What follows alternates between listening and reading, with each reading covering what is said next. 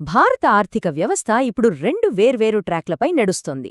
ఒకవైపు మన పాత ఫ్యాక్టరీలు మళ్లీ పుంజుకుంటున్నాయి. మరోవైపు లక్షలాది మంది గిగ్ వర్కర్ల భవిష్యత్తును మార్చేసే కొత్త రూల్స్ వస్తున్నాయి.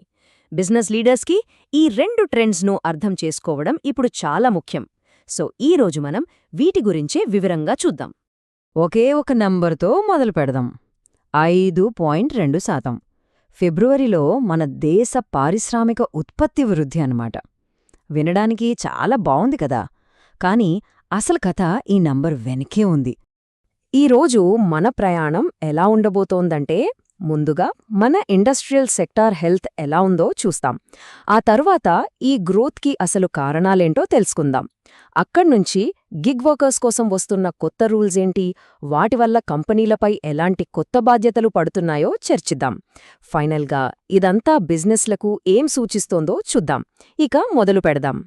రైట్, ఇక మన మొదటి అంశంలోకి వెళ్ళిపోదాం. భారతదేశ పారిశ్రామిక నాడి. అసలు ఈ రికవరీని ఎలా అంచనా వేస్తున్నారో ఒకసారి చూద్దామా? మనం ఇందాక చెప్పుకున్నాం కదా, ఈ 5.2% పెరుగుదల, ఇది ఇండెక్స్ ఆఫ్ ఇండస్ట్రియల్ ప్రొడక్షన్ నుంచి వచ్చింది. ఇదేం చెప్తోందంటే ఆర్థిక వ్యవస్థ మళ్లీ పుంజుకుంటోంది అని. ముఖ్యంగా మ్యానుఫ్యాక్చరింగ్, క్యాపిటల్ గూడ్స్ లాంటి కీలకమైన రంగాలు ఈ వృద్ధికి కారణమవుతున్నాయి. ఒక రకంగా చెప్పాలంటే మన ఎకానమీ ఇంజిన్లు మళ్లీ వేడెక్కుతున్నాయన్నడానికి ఇదొక క్లియర్ సిగ్నల్. అయితే ఈ గ్రోత్ అంతా ఒకేలా ఉందా? అన్ని సెక్టార్స్ ఇలాగే దూసుకెళ్తున్నాయా అంటే అక్కడే అసలు ట్విస్ట్ ఉంది. కొన్ని రంగాలు పరుగులు పెడుతుంటే మరికొన్ని ఇంకా వెనకబడే ఉన్నాయి. ఏవి ఆ రంగాలు? ఇప్పుడు లోతుగా చూద్దాం. ఇక్కడ ఈ నంబర్స్ చూస్తే మనకు క్లియర్గా అర్థమవుతోంది. ఒకవైపు చూడండి, క్యాపిటల్ గూడ్స్ అంటే కంపెనీలు కొత్త మిషనరీ కోసం పెట్టే ఖర్చు. అది ఏకంగా 12.5% పెరిగింది. ఇది గత 9 నెలల్లో ఇదే హైయెస్ట్. అంటే కంపెనీలు ఫ్యూచర్ మీద నమ్మకంతో ఇన్వెస్ట్ చేస్తున్నాయి. మ్యానుఫ్యాక్చరింగ్ కూడా 6.0% గ్రోత్తో పర్వాలేదనిపించింది.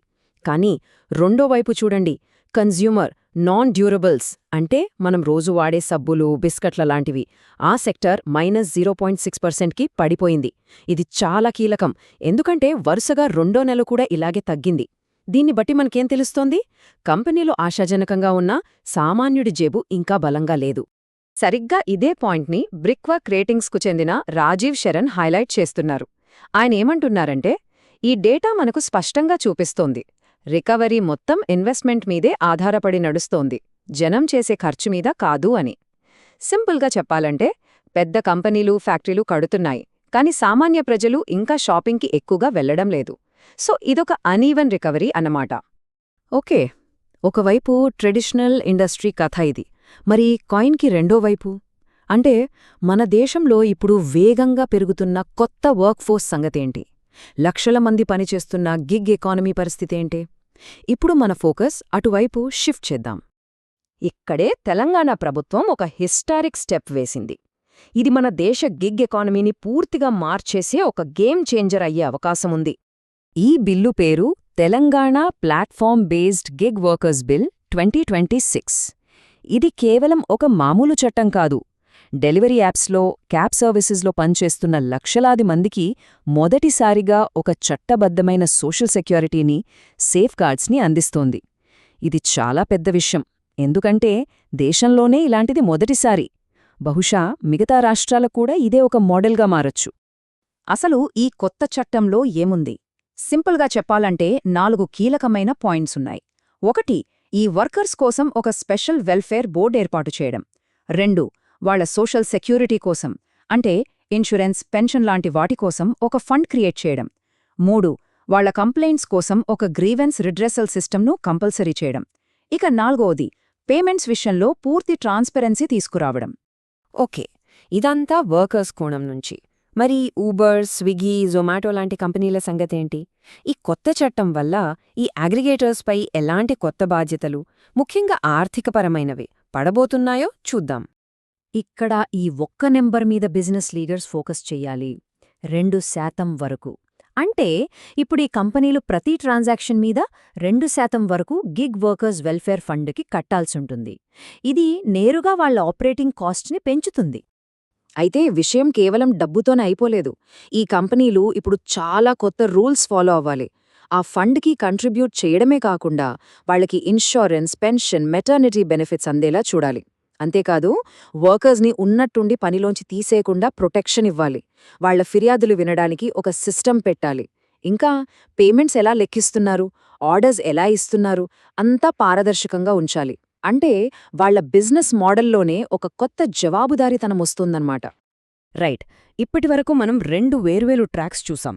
ఒకటి ఇండస్ట్రియల్ గ్రోత్, ఇంకొకటి గిగ్ ఎకానమీ రెగ్యులేషన్. ఇప్పుడు ఈ రెండిటినీ కలిపి ఒక స్ట్రాటజిక్ వ్యూ పాయింట్ నుంచి చూస్తే బిజినెస్లకు ఏమర్థమవుతుంది? ఈ ఇమేజ్ చెప్పినట్టు ఇప్పుడు ఇండియా మార్కెట్ని అర్థం చేసుకోవడమంటే ఒక పజిల్ సాల్వ్ చేసినట్టే. కేవలం ట్రెడిషనల్ ఇండస్ట్రీని చూస్తే సరిపోదు. అదే సమయంలో ఈ డిజిటల్ వర్క్ఫోర్స్ చుట్టూ మారుతున్న రూల్స్ని కూడా గమనిస్తూ ఉండాలి.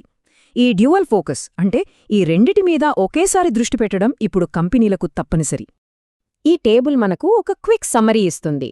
చూడండి, ఇండస్ట్రియల్ సెక్టార్లో కీ ట్రెండ్ ఏంటి? Investment led recovery. అదే గిగ్ ఎకానమీలో ఫార్మలైజేషన్ అంటే ఒక రూల్స్ ఫ్రేమ్వర్క్లోకి తీసుకురావడం. ఆపర్చునిటీస్ విషయానికొస్తే ఇండస్ట్రీలో క్యాపిటల్ గూడ్స్లో అవకాశాలు కనిపిస్తున్నాయి. గిగ్ ఎకానమీలో కొత్త సర్వీస్ మోడల్స్ రావచ్చు. కానీ గిగ్ ఎకానమీకి కొత్తగా ఒక కాస్ట్ కూడా యాడ్ అవుతోంది. అదే ఈ 2% వెల్ఫేర్ కంట్రిబ్యూషన్. ఓవరాల్గా చూస్తే ఇండస్ట్రియల్ సెక్టార్ అవుట్లుక్ కాస్త పాజిటివ్గా ఉన్నా గిగ్ ఎకానమీపై మాత్రం కొత్త రూల్స్ భారం పెరగబోతోంది. ఫైనల్గా ఒక పెద్ద ప్రశ్నతో ఈ విశ్లేషణను ముగిద్దాం. తెలంగాణలో మొదలైన ఈ మార్పు రేపు దేశమంతటా ఒక నేషనల్ మోడల్గా మారబోతోందా? ఒకవేళ అదే జరిగితే గిగ్ ఎకానమీ కాస్ట్ స్ట్రక్చర్ను, దాని భవిష్యత్తును ఇది పూర్తిగా రీడిఫైన్ చేస్తోందా? దేశంలోని ప్రతి బిజినెస్ లీడర్ ఆలోచించాల్సిన ముఖ్యమైన ప్రశ్న ఇది.